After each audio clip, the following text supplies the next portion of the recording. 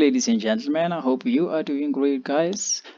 Welcome to Geography Matriculants, guys. Today we'll be looking at some parts of a uh, climatology. Today, guys, we'll just be focusing on factors affecting the South African climate. These are the greatest impacts on a South African climate, right? We are referring to the oceans and ocean currents. We are referring to the plateau because the South Africa is on the plateau, okay? And the South Africa is also affected by the subtropical high pressure belt, okay? So we're just gonna go straight here. They say the warm Argus current flows along the south coast. However, you do not need to know how it affects the country's climate. Okay, so what you need to know about is just the oceans, ocean currents, the plateau, subtropical high pressure belt. Oceans affect the temperature at the coast and inland as follows. As we know that South Africa is surrounded by the oceans, right? The subtropical, the Indian Ocean and the Atlantic Ocean, South Atlantic Ocean. Okay, so what is actually the case in here? The case is that the water or the ocean heats up very slowly and cools down very slowly, right? Because there is a lot of water. That's a very lot of water. That water cannot heat up very fast during the day. It will heat up very slowly. If it was very cold during the night, then during the day there are chances that it can still be cold because that water will heat up very slowly. Do you understand? So then take your mind and then think about inland. What's happening inland when then there's the sun, right? And then the water or the ocean is very cold. Then think about inland. What's happening in inland? Like in inland, when you're talking about inland, the land attracts more heat, which means there are going to be very higher temperatures on land and very low temperatures on oceans. That's how we say oceans affect the South Africa's climate. These moderate temperatures along the coastline. For an example, the minimum and maximum temperatures are not very far apart. For an example, let's say during the night, the temperature was 3 degrees Celsius. And then what is going to happen during the day? Do you think that temperature is going to be very far apart from that? No. Why? Because the ocean heats up very slowly. We can say at the end of the day or during the day, that ocean goes about 11 degrees or 12 degrees Celsius from 3 degrees Celsius, which that temperature is not very far apart from each other, and this is well known as the maritime. Okay, and then this causes temperatures inland to be very extreme. As I just said, what happens in the land during that time? The land attracts more heat, which means we can have a very maximum temperatures on land and then a very minimum temperatures on during the night, right? And then this is just known as the continental. Hence they say that the minimum and the maximum temperatures are very far apart, right? And then they actually make an example in here. They did an example here. You're just going to look at it. And then okay, now we're going to look at the ocean currents, that also because they also affect the temperature as well as the rainfall, right? So the currents on our east and west coasts have the greatest impacts on South African climates, right? On our east coast, we have the current called warm Mozambique current. It flows right on the east coast, right? And the cold Benguela current flows along the west coast, right? So let's look at what do these currents do, right?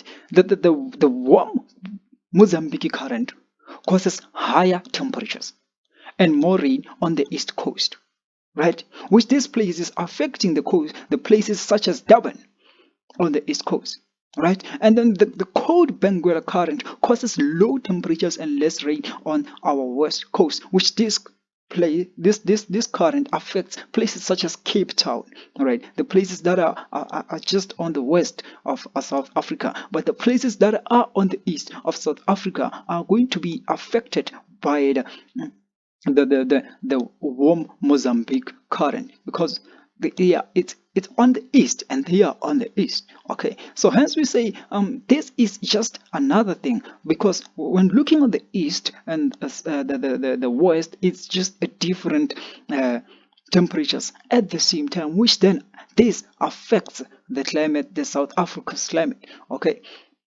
and then we also look, when you're looking, as I said, there's the Mozambique current warm affects the places such as Durban, right? And then this, the Benguela current will affect the places such as Cape Town in here, okay?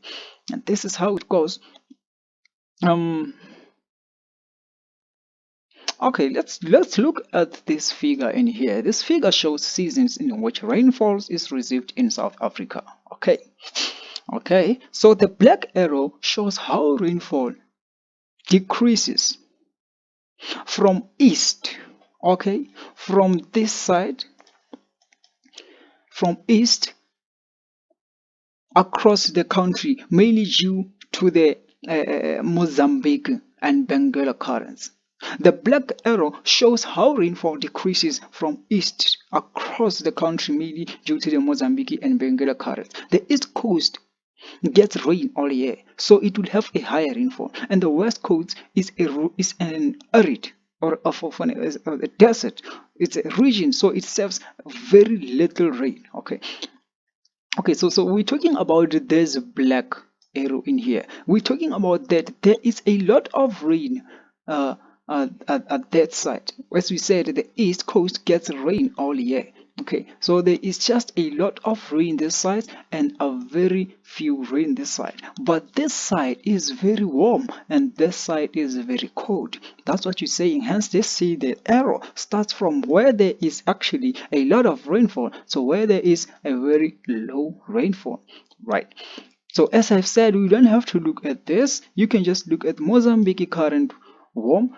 Just know that the Mozambique current is just on the east, and this current affects the South Africa by bringing a lot of rainfall as well as a very warm temperatures, and a Bengal current cold actually brings a very low temperatures, which is very cold temperatures, as well as less rain. Okay,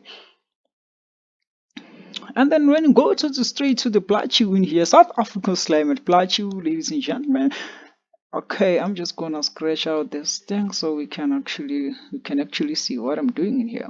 Okay, so the South Africa is on the plateau. Okay, so the cross section in here shows is of South Africa from west to east, showing the relief of the country. Okay, so the higher you go, the cooler it gets. So with the places on the plateau or will experience lower temperatures than places at a lower altitude. Okay, so this is exactly what we are talking about in here.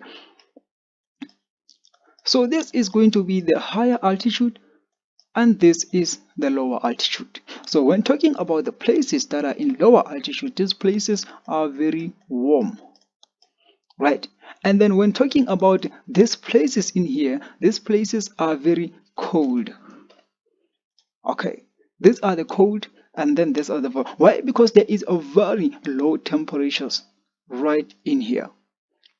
The higher you go, the lower the temperatures. The lower you go, the higher the temperatures. Okay, so places in the low world is the in Bumalanga have higher temperatures than places on the high world, Gauteng and Free State. That's just example.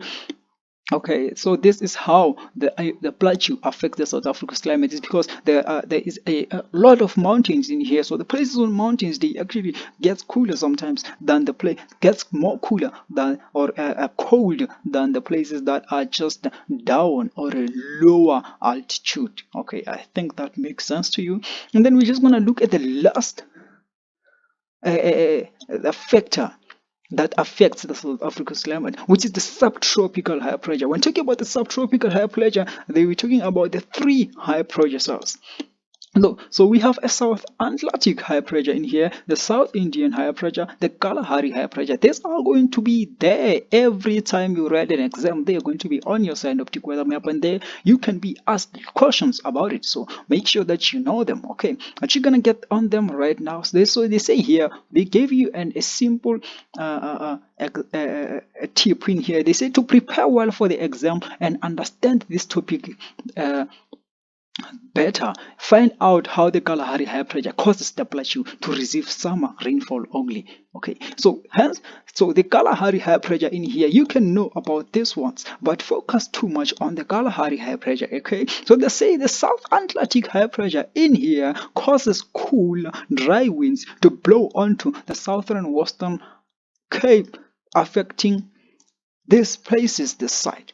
Okay, and this affects this places this side. Okay, this is a South Atlantic high pressure. It causes warm moist winds to blow onto the east coast. Okay, but then we can see that this doesn't have that much mm, mm, mm, mm, influence or impact on South Africa's climate. But then let's look at exactly the Kalahari high pressure, which is right on the interior of South Africa. Okay, this one causes generally a clear skies, right, as well as a very warm temperatures because the air is descending and is very dry. And then this is actually there in winter, especially in winter, or there in winter. Okay, and then it results only in summer rainfall occurring on the plateau. This is how the Kalahari high pressure affects the South Africa's climate, especially in winter. It causes the summer rainfall during the plateau, okay, on the plateau, and it causes a very clear skies, warm temperatures because the air is descending and is very dry. So this is how this three affects the South African climate: the ocean and ocean currents. The plateau as well as the subtropical high pressure. I hope you guys understood this. If you didn't understand anything, I will be right there in the comments, reading your comments, and I would really love to hear from you. I was using the Mind the Gap 2014. You can get one for yourself. Thank you, ladies and gentlemen, for your time. I'll catch you next time.